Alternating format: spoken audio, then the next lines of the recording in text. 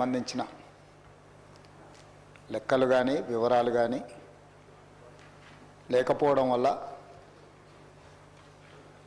వాళ్ళ యొక్క వివరాల కోసం ఎన్నో రోజుల నుంచి చర్చ జరుగుతున్న సందర్భంలో ఈ సభలో ఈరోజు సామాజిక ఆర్థిక ఉపాధి విద్య రాజకీయ మరియు కుల సర్వే 2024 నివేదికను ప్రవేశపెట్టడానికి అవకాశం ఇచ్చినందుకు మనస్ఫూర్తిగా మీకు ధన్యవాదాలు. రాష్ట్రంలో సామాజిక ఆర్థిక విద్య ఉపాధి రాజకీయ మరియు కుల సర్వే సమగ్ర ఇంటింటి కుటుంబ సర్వే నిర్వహించాలనే ముఖ్య ఉద్దేశంతో మంత్రిమండలి ఫిబ్రవరి 4, 2024న తీసుకున్న నిర్ణయం ప్రకారం తెలంగాణ శాసనసభ ఫిబ్రవరి 16, 2024న క్రింది విధంగా తీర్మానించింది.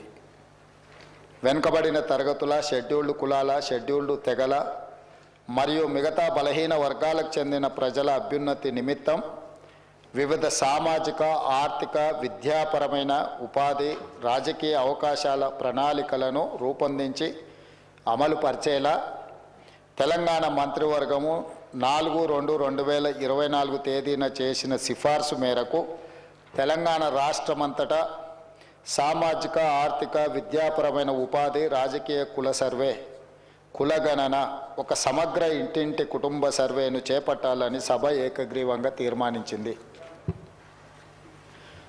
ప్రభుత్వం జాగ్రత్తగా పరిశీలించిన తర్వాత రాష్ట్రంలోని వెనుకబడిన తరగతులు, షెడ్యూల్డ్ కులాలు, షెడ్యూల్డ్ తరగతుల ప్రజలు రాష్ట్రంలోని ఇతర బలహీన వర్గాల స్థితిగతులను మెరుగుపరచడానికి వివిధ సామాజిక ఆర్థిక విద్యాపరమైన ఉపాధి రాజకీయ అవకాశాల కోసం ప్రణాళికను రూపొందించి అమలుపరచడం కోసం తెలంగాణ రాష్ట్రమంతటా సామాజిక ఆర్థిక విద్యా ఉపాధి రాజకీయ మరియు కుల సర్వే చేపట్టడం కోసం 10/10/2024 తేదీన GOMS నంబర్ 18ని జారీ చేసింది.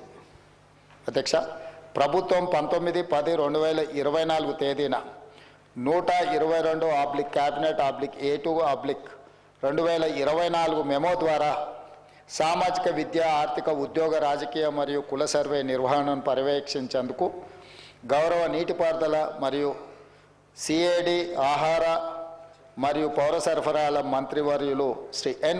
ఉత్తమ్ కుమార్ రెడ్డి గారి అధ్యక్షతన కమిటీ ఏర్పాటు చేసింది. సర్వే నిర్వహించేందుకు ప్రణాళిక శాఖ నోడల్ విభాగంగా నియమించబడింది. సర్వే విధి విధానాలను అవగాహన చేసుకునేందుకు మరియు ఉత్తమ విధానాలను అవగాహన చేసుకునేందుకు ఇతర రాష్ట్రాలైన కర్ణాటక మరియు బీహార్లలో జరిగిన వివిధ సర్వేలను క్షుణ్ణంగా అధ్యయనం చేయడం జరిగింది. అధ్యక్ష, ఈ అధ్యయన ఫలితాలను ప్రస్తుత CPC సర్వే విధాన రూపకల్పనలో అనుసంధానపరచడం జరిగింది. వివిధ ప్రజా సంఘాలు, సామాజికవేత్తలు, మేధావులు, ఇతర స్టేక్ హోల్డర్ల అభిప్రాయాలను పరిగణలోకి తీసుకొని ఈ క్రింది సర్వే షెడ్యూల్ని రూపొందించడం జరిగింది. అధ్యక్ష, A. House listing schedule, B. Survey schedule, C. ఎన్యూమరేటర్లకు మార్గదర్శకాలు, సర్వేలో సేకరించిన సమాచార రకాలు. సర్వే ఫారంలో మొత్తం 57 ప్రశ్నలు ఉండగా అదనపు ఉప ప్రశ్నలతో కలిపి మొత్తం 75 ఫీల్డ్లో సామాజిక ఆర్థిక విద్య ఉపాధి రాజకీయ మరియు కుల అంశాలకు సంబంధించిన సమాచారం సేకరించబడింది.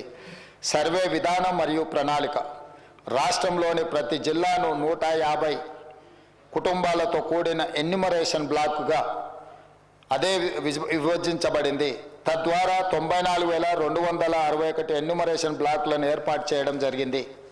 ప్రతి ఎన్యూమరేషన్ బ్లాక్కి ఒక ఎన్యూమరేటర్ను మరియు ప్రతి 10 మంది ఎన్యూమరేటర్లకు పర్యవేక్షించడానికి ఒక సూపర్వైజర్ను నియమించడం జరిగింది. అధ్యక్ష, తద్వారా రాష్ట్ర వ్యాప్తంగా 1,03,889 ఎన్యూమరేటర్లను మరియు సూపర్వైజర్లను నియమించడం జరిగింది.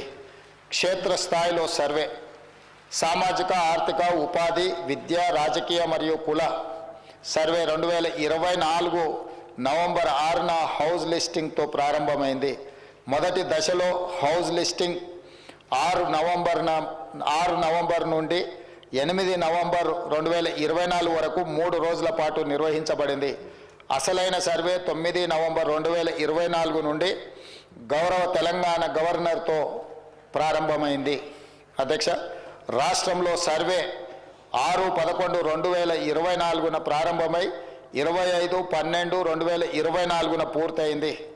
50 రోజులు సర్వే ముగిసే సమయానికి మొత్తం సర్వే చేసిన కుటుంబాల సంఖ్య గ్రామీణ ప్రాంతాలలో 66,99,602 మరియు నగర ప్రాంతంలో 45,15,532 కాగా మొత్తం సర్వే చేసిన కుటుంబాల సంఖ్య 1,12,15,134.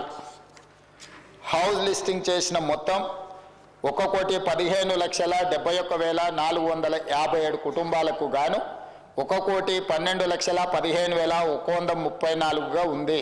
ఇది సర్వే కవరేజ్ను 96.9% సూచిస్తుంది. ఇతర కారణాల వల్ల సర్వే చేయని కుటుంబాల మొత్తం సంఖ్య 3,56,229. ఎక్కువగా సర్వే చేయని కుటుంబాలు GHMC మరియు ఇతర నగర ప్రాంతాలలో ఉన్నాయి. అదేవిధంగా అధ్యక్ష, రాష్ట్రంలో డేటా ఎంట్రీ 20/11/2024 ప్రారంభమై 25/12/2024 పూర్తి అయింది. డేటా ఎంట్రీ పూర్తి చేయడానికి మొత్తం 36 రోజుల సమయం పట్టింది. 2024 ఫిబ్రవరి 4 మంత్రిమండలి తీసుకున్న నిర్ణయానికి అనుకూలంగా సర్వే అన్ని అంశాల్లో 1 సంవత్సరం లోపు విజయవంతంగా పూర్తి చేయబడింది. అధ్యక్ష, ఫిబ్రవరి 4, 2024 నాడు నిర్ణయం చేసి ఫిబ్రవరి 4, 2025 ఈనాటికి సరిగ్గా సంవత్సరం పూర్తి చేసుకుంటున్న సందర్భంగా ఈ నిర్ణయము నివేదికగా మారి ఈ సభ ముందుకు ఒక ప్రభుత్వ అధికారిక డాక్యుమెంట్గా ఈరోజు సభలో ప్రవేశపెట్టినాం. అధ్యక్ష, అదేవిధంగా ఈ క్రింది సర్వే డేటా మరియు ఫలితాలను పూర్తిగా తెలంగాణ నివాసితులు ఎన్యూమరేటర్లుగా స్వచ్ఛందంగా చెప్పిన సమాచారంపై ఆధారపడ్డాయి. ఈ సర్వేలో నమోదైన కుటుంబాల ఆధారంగా రాష్ట్రంలో 3,54,77,554 మందిని సర్వే చేయడం జరిగింది. ఈ మొత్తం సామాజిక వర్గాల వారిగా సంఖ్య ఈ క్రింది విధంగా ఉంది. అధ్యక్ష, ఎస్సీలో 61,84,319 మంది ఉండగా ఇది మొత్తంలో 17.43% ఉంది. ఎస్టీలో 37,05,929 మంది ఉండగా ఇది మొత్తంలో 10.45% ఉంది. అధ్యక్ష, బీసీ ముస్లిం మైనారిటీ మినహా 1,64,09,179 ఉండగా ఇది మొత్తంలో 46.25% ఉంది. అధ్యక్ష, ముస్లిం మైనారిటీలో బీసీలు 35,76,588 ఉండగా ఇది మొత్తంలో 10.08% ఉంది. అధ్యక్ష, ముస్లిం మైనారిటీలో ఉన్న బీసీలను కలుపుకుంటే మన రాష్ట్రంలో మొత్తం బీసీలు 56.33% ఉంది. అధ్యక్ష, రాష్ట్రంలో ఈరోజు ప్రభుత్వం అమలు చేస్తున్న బీసీ రిజర్వేషన్లు ABCDE ఈ అన్ని గ్రూపులలో 56.33% ఈరోజు బీసీ జనాభా ఉన్నదని చెప్పి నివేదిక మనకు తెలుపుతున్నది. అధ్యక్ష, ముస్లిం మైనారిటీలో ఓసీలు 8,80,424 ఉండగా ఇది మొత్తంలో 2.48% ఉంది.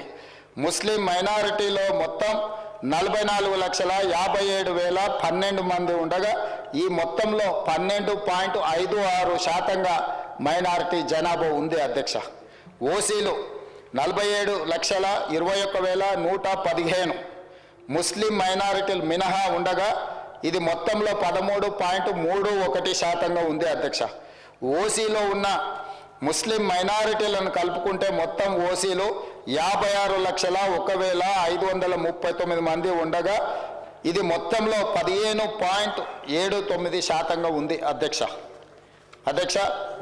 ఈ సర్వే ద్వారా సేకరించిన డేటాను షెడ్యూల్డ్ కులాలు, షెడ్యూల్డ్ తెగలు, వెనుకబడిన తరగతులు మరియు రాష్ట్రంలో ఇతర బలహీన వర్గాల సంక్షేమానికి విధానాలను రూపకల్పన చేయడానికి ప్రభుత్వం ఉపయోగిస్తుంది. ఈ చర్య సమానత వృద్ధి పట్ల ప్రభుత్వ నిబద్ధతను మరియు తెలంగాణ ప్రజల భిన్న అవసరాలను తీర్చే పద్ధతిని ప్రతిబింబిస్తుంది. ఇది డేటా ఆధారిత సమగ్రత మరియు పారదర్శకత ప్రాతిపదిక నడిచే పాలనకు నూతన దశ ప్రారంభాన్ని సూచిస్తుంది. అధ్యక్ష తమరికి తెలుసు అధ్యక్ష, ఈ దేశంలో బలహీన వర్గాలు, అది హిందువులకు సంబంధించిన బలహీన వర్గాలు కావచ్చు, ముస్లిం మైనారిటీలలో ఉన్న బలహీన వర్గాలు కావచ్చు, మొదటి నుంచి కాంగ్రెస్ పార్టీ తెలంగాణ ప్రభుత్వం 50% పైగా జనాభా ఉన్నారని మనం వివిధ సందర్భాలలో చర్చించుకున్నాం, వివిధ సందర్భాలలో మాట్లాడుకుంటున్నాం. కానీ ఈ లెక్కలకు సహేతుకత కానీ ఒక పారదర్శకమైన ప్రభుత్వ పాలసీ డాక్యుమెంట్ కానీ లేకపోతే ప్రభుత్వం ఒక క్రమ పద్ధతిలో సేకరించిన సమాచారం కానీ లేకపోవడం వల్ల ఎవరికి వాళ్ళు ఏదో ఒక నెంబర్తో ఏదో ఒక చర్చల ద్వారా చర్చించుకున్నప్పుడు స్థానిక సంస్థల రిజర్వేషన్ల విషయంలో కావచ్చు, విద్యా ఉద్యోగ రిజర్వేషన్లు కావచ్చు, అమలు చేయాలన్నప్పుడల్లా కూడా న్యాయస్థానాలలో మనకు కొంత ఇబ్బందికరమైన పరిస్థితులు ఉన్నాయి. అధ్యక్ష ఈ బలహీన వర్గాల జనాభా లెక్కలకు సంబంధించి ఒకవేళ మనం ఆలోచన చేసి ఈ సభలో మాట్లాడుకోవాల్సి వస్తే, ఈ దేశాన్ని బ్రిటిషర్స్ పరిపాలించినప్పుడు 1931లో కులగణన జరిగింది తప్ప ఆ తర్వాత స్వతంత్ర భారతదేశంలో 75 సంవత్సరాలు పూర్తి చేసుకున్న సందర్భంలో ఎన్నిసార్లు జనాభా లెక్కలేసినా 2001 జనాభా లెక్కలు కావచ్చు, 2011 జనాభా లెక్కలు కావచ్చు, లేకపోతే 91 జనాభా లెక్కలు కావచ్చు, లేకపోతే వెనక్కి వెళ్తే 81 జనాభా లెక్కలు కావచ్చు, ఇట్లా ప్రతి 10 సంవత్సరాలకు ఈ దేశంలో లెక్కిస్తున్న జనాభాలో ఎస్సీ ఎస్టీల వివరాలు మాత్రం పొందపరిచారు తప్ప బలహీన వర్గాలకు సంబంధించిన ఇతర కులాలు ఉపకులాలకు సంబంధించిన వివరాలను ఏ రోజు కూడా పొందుపరచకపోవడం వల్ల 75 సంవత్సరాలు పూర్తి చేసుకున్న ఈ భారత స్వతంత్ర దేశంలో బలహీన వర్గాల యొక్క లెక్కనే లేకపోవడము, బలహీన వర్గాలకు ఒక ఆవేదనగా ఒక బాధగా మా హక్కులను కాలరాస్తుండ్రు, అసలు మమ్మల్ని మనుషులుగా కూడా మీరు గుర్తించడం లేదు, సమాజంలో జిత్తినే ఆబాది ఉత్తినే ఇస్సదారి అనే ఒక నినాదాన్ని నాయకుడు రాహుల్ గాంధీ గారు తీసుకోవడంతో వారు ఎన్నికల సందర్భంగా భారత్ జోడో యాత్రలో భాగంగా ఈ దేశ ప్రజలకు ఒక మాట ఇచ్చారు. కేంద్ర ప్రభుత్వాన్ని డిమాండ్ చేసిండ్రు. వారు కేంద్ర ప్రభుత్వం జనాభా లెక్కలు సేకరించినప్పుడు కులాల ప్రాతిపదికన కూడా జనాభాను సేకరించాలి, తద్వారా ప్రభుత్వం కేటాయిస్తున్న నిధుల విషయంలో కావచ్చు, నియమిస్తున్న ఉద్యోగాల విషయంలో కావచ్చు, ఆర్థిక రాజకీయ ఉపాధి ఉద్యోగ అవకాశాలలో వాళ్లకు సరైన న్యాయం చేయాలి. కాబట్టి దీన్ని ప్రభుత్వము ముందుకు తీసుకువెళ్ళాలి, ప్రభుత్వం పాటించాలి అని డిమాండ్ చేశారు. కానీ కేంద్ర ప్రభుత్వం ముందుకు రాలేదు. అయితే వారు ఆ రోజు ఈ తెలంగాణ రాష్ట్రంలో తమరికి తెలుసు, మహబూబ్ నగర్ జిల్లాలో మక్తల్ కృష్ణా నదిని దాటుతూ తెల్లవారుతుంటే రాహుల్ గాంధీ గారు తెలంగాణ రాష్ట్రంలో అడుగుపెట్టి 23 రోజులు మహారాష్ట్ర సరిహద్దుల్లో వారు మహారాష్ట్రకు వెళ్ళేటప్పుడు 23 రోజులు తెలంగాణ ప్రజలకు స్పష్టంగా చెప్పారు, తెలంగాణ రాష్ట్రంలో మా ప్రభుత్వాన్ని ఏర్పాటు చేయండి, నేను తెలంగాణ ప్రజలకు నేను మాట ఇస్తున్నా, మేము అధికారంలోకి వచ్చిన తర్వాత మా ప్రభుత్వం కులాల ప్రాతిపదికన జనాభా సేకరణ చేసి బలహీన వర్గాల లెక్క ఎంతుందో లెక్క తేల్చి వాళ్లకు రాజకీయంగా రిజర్వేషన్లు కల్పిస్తాం, ఉద్యోగ ఉపాధి రిజర్వేషన్లు కల్పించే బాధ్యత మేము తీసుకుంటాం. ఇది సమాజానికి ఎక్స్రే, ఈ ఎక్స్రే ద్వారా ఎవరు ఎంతమంది ఉన్నారో వాళ్ళకి ఎలాంటి ఆర్థిక రాజకీయ ప్రయోజనాలను చేకూర్చాలో మేము చేస్తామని వారు చెప్పారు. అందుకే డిసెంబర్ 7, 2023 నాడు మనం అధికారం చేపట్టి అధికారంలోకి వచ్చిన తర్వాత ఎంబడే ఫిబ్రవరి 4 నాడు 2024 నాడు మంత్రివర్గంలో ఆమోదం చేసి ఫిబ్రవరి 6, 2024 నాడు సహచర మంత్రివర్గ సభ్యులు పొన్నం ప్రభాకర్ గారు ఇదే సభలో తమరి అనుమతితో తీర్మానాన్ని ప్రవేశపెట్టినము. ఆ తర్వాత పార్లమెంటు ఎన్నికలు 5-6 నెలలు ఈ ప్రక్రియకు పార్లమెంట్ ఎన్నికల వల్ల విఘాతం కలిగింది.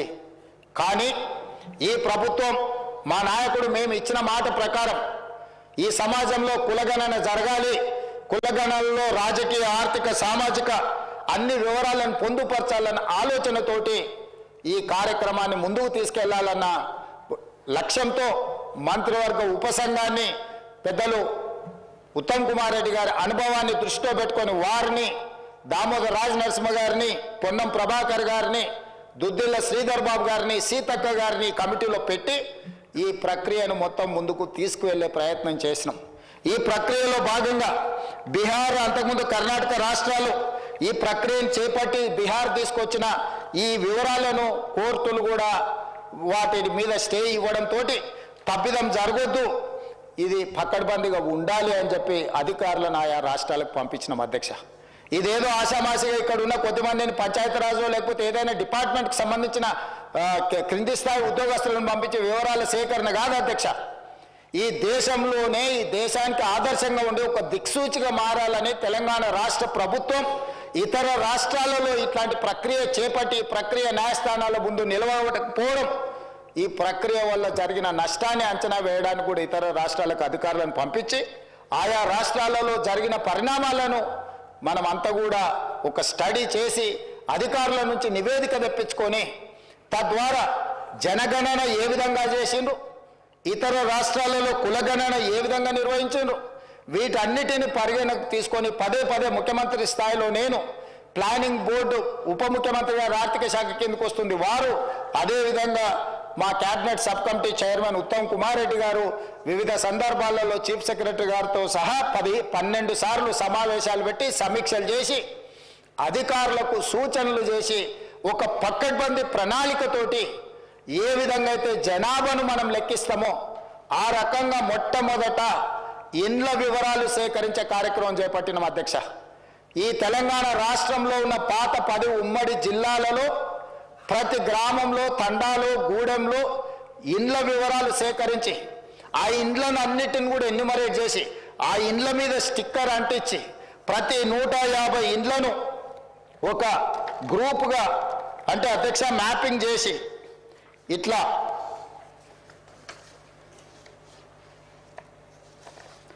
ప్రతి ఇంటిని కూడా ప్రతి ఇంటికి స్టిక్కర్ అంటించి ప్రతి 150 ఇండ్లను ఇట్లా మార్కింగ్ చేసి ఈ రకంగా 150 ఇండ్లను ఒక యూనిట్ కింద, ఒక బ్లాక్ కింద గుర్తించి ప్రతి యూనిట్ని ఈరోజు నేను ఇంతకుముందు చెప్పినట్టు 94,000 పైచిలకు యూనిట్లుగా గుర్తించి వీటి ప్రతి ఏరియాకు ఒక్కొక్క ఎన్యూమరేటర్ని ఇచ్చేసి ఈ 150 ఇండ్లను రోజుకు 8 నుంచి 10 కంటే ఎక్కువ చేయకూడదు. ఎందుకంటే 10 కంటే ఎక్కువ చేస్తే వాళ్ళు తొందరపాటులో హడావిడిగా చేయాలన్న నిర్ణయంతో వాళ్ళు తప్పర్లు జరగడానికి అవకాశం ఉంటుందని చెప్పి వివిధ డిపార్ట్మెంట్లకు సంబంధించిన వాళ్ళు, teachers, agriculture extension officers, anganwadi teachers, IKP ఏపీఎంలు, bill collectors and assistant bill collectors, ward officers, Indira Kranti Pathakam bookkeepers, chairman, environment engineers, Panchayat Raj secretary, junior assistant, record assistant, typist, work inspector, ఇట్లా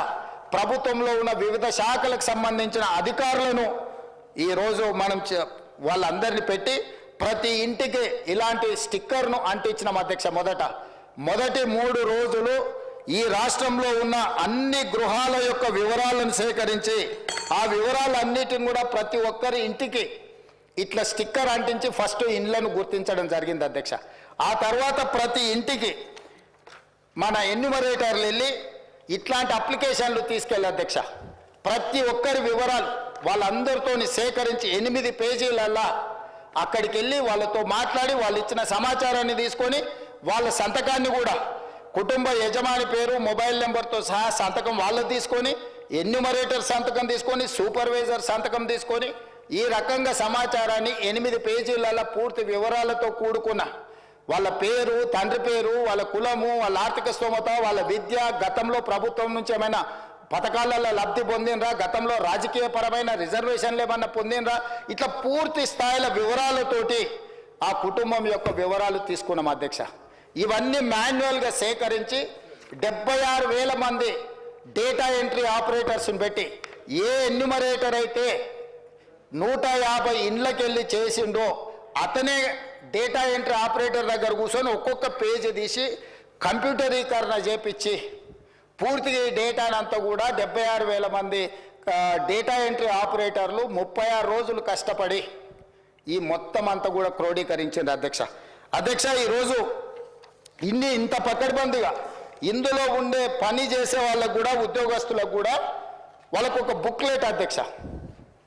రాష్ట్ర స్థాయిలో ఎన్యూమరేటర్లకు శిక్షణ ఇచ్చినాం, ఆ తర్వాత జిల్లా స్థాయిలో సూపర్వైజ్ చేసే వాళ్ళకి శిక్షణ ఇచ్చినాం, ఆ తర్వాత మండల స్థాయిలో పనిచేసే వాళ్ళకి ఇచ్చినాం, ఆ తర్వాత ప్రతి 150 ఇండ్లకు వెళ్ళే వాళ్ళకు కూడా శిక్షణ ఇచ్చి ఎక్కడ తప్పు జరగకుండా ఎలాంటి ఇబ్బంది జరగకుండా వాళ్ళకు ఒక బుక్లెట్ ఇచ్చి ఒక మాన్యువల్ అంటే గైడ్ లైన్స్ లాగా ఒక పుస్తకం ఇచ్చి అధ్యక్ష వాళ్ళందరినీ కూడా వాళ్ళకి శిక్షణ ఇచ్చి ప్రభుత్వం పకడ్బందీగా వీళ్ళందరినీ కూడా వినియోగించుకున్నప్పుడు వాళ్ళందరికీ కూడా జీతభత్యాలు ఇచ్చినాం అధ్యక్ష. అంటే ప్రభుత్వ ఉద్యోగులైనా జీతమే కాకుండా అదనంగా పనిచేయించుకున్నందుకు కూడా వాళ్ళకు జీతభత్యాలు ఇచ్చి 160 కోట్ల రూపాయలు ఖర్చు పెట్టి ఈరోజు ఒక నిర్దిష్టమైన పకడ్బందీ సమాచారాన్ని ఈరోజు సేకరించిన అధ్యక్ష 7 దశాబ్దాలుగా పైగా ఈరోజు బలైన వర్గాలకు సంబంధించిన వాళ్ళు కావచ్చు, మైనారిటీలు కావచ్చు, మేము ఎంతమంది ఉన్నామో మా లెక్క మాకు చెప్పండి అన్నారు అధ్యక్ష. కనీసం మాకు నిధులు, మా రిజర్వేషన్లు, లేకపోతే మా ఉద్యోగ ఉపాధి అవకాశాలలో మేము మా భాగం అడగాలి అని అంటే కనీసం మా లెక్క తేల్చండి అని అంటే ఎవ్వరు కూడా వాళ్ళ ఆర మొలకించిన వాళ్ళు లేరు అధ్యక్ష.